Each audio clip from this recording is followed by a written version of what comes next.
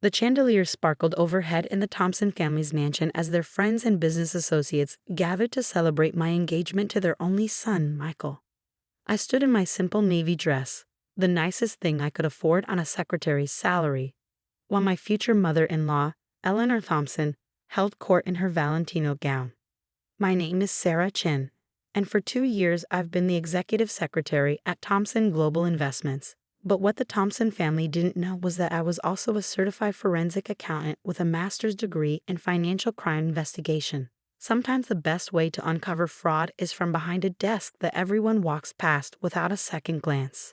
I still can't believe Michael chose her, Eleanor Stage whispered to her friend Victoria, loud enough for me to hear. A secretary. And you know these Asian girls always looking for a wealthy husband. I kept my face neutral as I refreshed their champagne glasses. 2 years of documentation, of carefully noting every suspicious transaction and irregular payment were safely stored in an encrypted drive. Tonight wasn't the time, not yet. The story of how I ended up here began 3 years ago, when the SEC received an anonymous tip about irregularities at Thompson Global. They couldn't prove anything. The Thompsons were too careful, too well connected. So they sent me in, under deep cover, to do what armies of auditors couldn't: observe from the inside.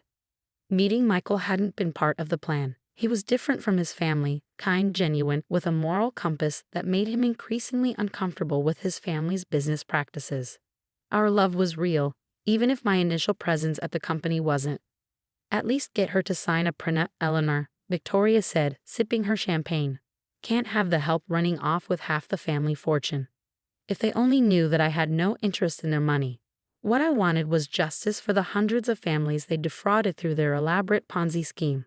Michael appeared at my side, his hand warm on my back. Everything okay, honey? Mom's not being too. Everything's fine, I'd assured him, though my stomach churned.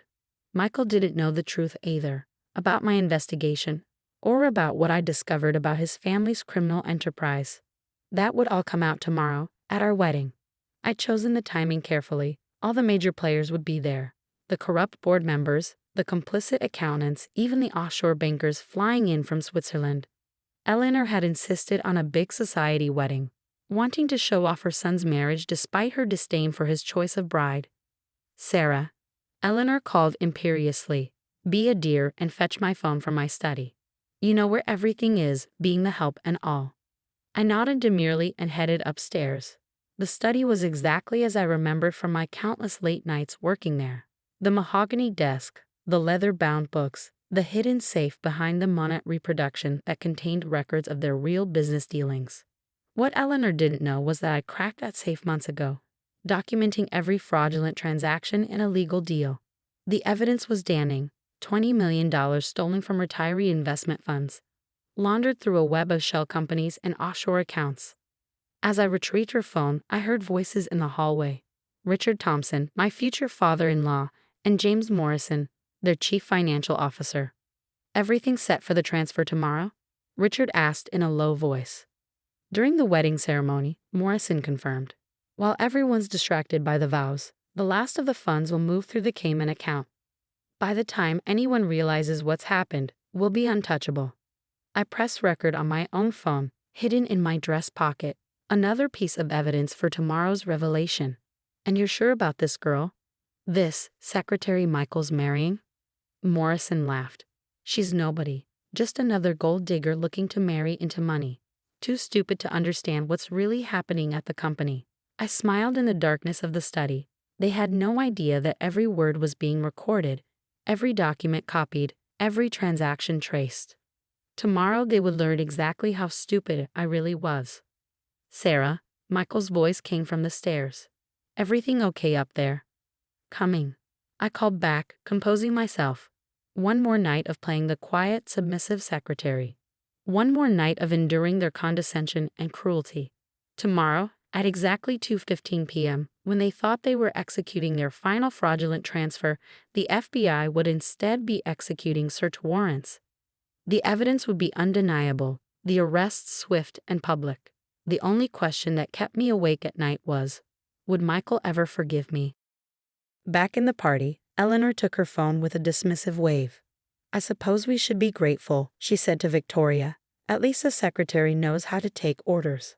I caught my reflection in the window, small, unassuming, dressed simply, just as they expected, just as I planned. A toast, Richard called out, raising his glass. To Michael and his bride-to-be. Welcome to the Thompson family, Sarah. I'm sure you'll learn our ways soon enough. If he only knew their ways were about to come crashing down. I raised my glass with a practiced smile, already imagining tomorrow's headlines. Society wedding becomes FBI raid. Thompson Global Investments exposed in $20 million fraud. Michael squeezed my hand, whispering, "Just one more day, honey. Then we'll be married and all this family drama will settle down." I squeezed back, my heart heavy with the weight of tomorrow's truth.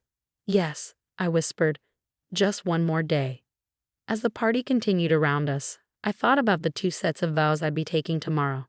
One to Michael, pledging my love and honesty, and one to justice, finally exposing the truth about the Thompson family's crimes. I just prayed that when everything was revealed, Michael would understand why I had to do it. My wedding day dawned bright and clear, the kind of perfect June morning that most brides dream about. I stood in the bridal suite of St. Patrick's Cathedral, watching Eleanor fuss over every detail of my appearance, not out of maternal affection, but to ensure I wouldn't embarrass the Thompson name. "At least she cleans up decently," she remarked to her stylist, adjusting my veil. Though I still say the Vera Wang was wasted on her. I checked my phone discreetly, 10:30 a.m. In less than 4 hours, everything would change. The FBI teams were already in position, disguised as wedding staff and guests. Agent Roberts, my handler for the past 3 years, was posed as a distant cousin. "Sarah," Michael's voice came through the door. "Can we talk?" Eleanor huffed. "It's bad luck for the groom to see the bride." "Just for a minute, Mom, privately." My heart raced as I stepped into the hallway. Did he know? Had someone tipped him off? But Michael's face showed only love and concern as he took my hands in his. "I heard what Mom said in there," he said softly, "and I want you to know, I don't care what anyone thinks. I love you for who you are, not what you do for a living." The guilt nearly crushed me. "Michael, there's something I need to tell you." "No," he cut me off gently. "Whatever it is can wait. Nothing's going to spoil today." If he only knew. The next few hours passed in a blur of photographs, last-minute arrangements, and Eleanor's constant criticisms. At 2:00 p.m., the cathedral bells began to chime. Guests filled the pews, New York's financial elite, corrupt business partners, and among them, dozens of federal agents waiting for their signal. "Almost time for the transfer," I overheard Richard whisper to Morrison in the vestibule. "Everything ready. All set. By the time they say, 'I do,' we'll be $20 million richer, and those retirement funds will be untraceable." I stepped into my position at the back of the church, my father's arm linked with mine. He was one of the few who knew the truth. A retired FBI agent himself. He'd helped set up my deep cover operation. "Ready?" he whispered. I nodded, gripping my bouquet tighter. The wedding march began to play. The next few minutes moved like a scene from a movie. I walked down the aisle, seeing everything in crystal clarity. Michael's loving smile, Eleanor's smug satisfaction, Richard checking his phone for confirmation of the transfer, Morrison nodding slightly from the first pew. We reached the altar. The priest began to speak. Then, exactly at 2:15 p.m., as Richard raised his phone to authorize the final transfer, it happened. "FBI, everyone stay where you are." Agent Roberts stood up first, badge raised. Throughout the cathedral, other guests did the same. The doors burst open as tactical teams entered. Richard Thompson, James Morrison, Eleanor Thompson. Roberts announced clearly, his voice echoing through the stunned silence. "You're under arrest for fraud, money laundering, and conspiracy." Eleanor's scream of rage cut through the chaos. "You." She lunged at me, finally understanding. "You did this." "Step back, Mrs. Thompson," Roberts warned, moving between us. But I was watching Michael. His face had gone pale as the truth dawned on him. "Sarah," he whispered, "what's happening?" "I'm so sorry," I said, my voice breaking. "I never meant to fall in love with you. That wasn't part of the mission. But the love is real, even if my job wasn't what you thought. You're FBI. Forensic accountant, working undercover. Your family's been running a massive Ponzi scheme, stealing from retiree investment funds. We've been building the case for 3 years.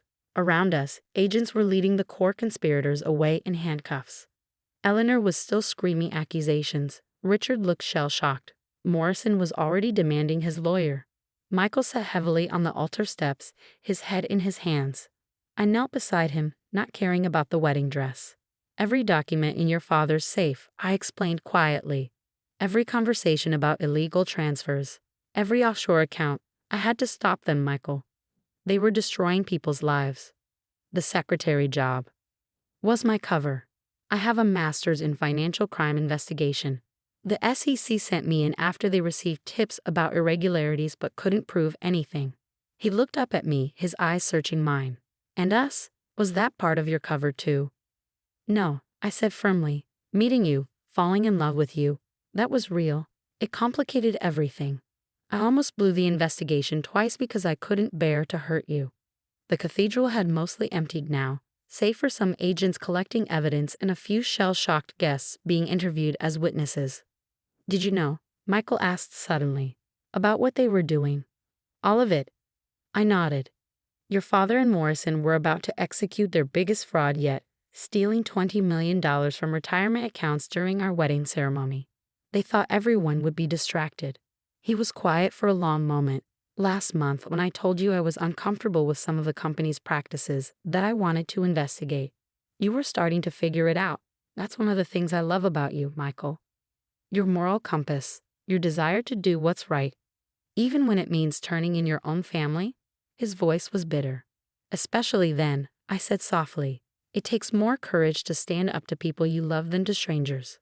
Hours later, after the interviews were done and the evidence collected, we sat in my apartment, my real apartment, not the modest place I'd maintained as part of my cover. The wedding dress was draped over a chair, the veil discarded. 3 years, Michael said, staring into his untouched whiskey. You spent 3 years building this case. Yes. And you didn't think I deserved to know before today? Before I watched my entire family get arrested at what was supposed to be our wedding? I couldn't, I explained. Any tip-off could have warned them. They were already planning to transfer the money during the ceremony. If they'd suspected anything, they would have disappeared with the money, he finished, leaving all those retirees penniless. My phone buzzed, preliminary reports from the FBI's forensic team. They'd already recovered most of the stolen funds. The evidence was overwhelming. What happens now? Michael asked. Your parents and Morrison will face federal charges. The company will be placed under receivership while we track down all the victims and restore their funds. As for us, he finally looked at me. Was any of it real? The quiet secretary who loved old movies and always brought me coffee just the way I liked it. The coffee was real, I smiled sadly. So were the movies. And so was falling in love with you.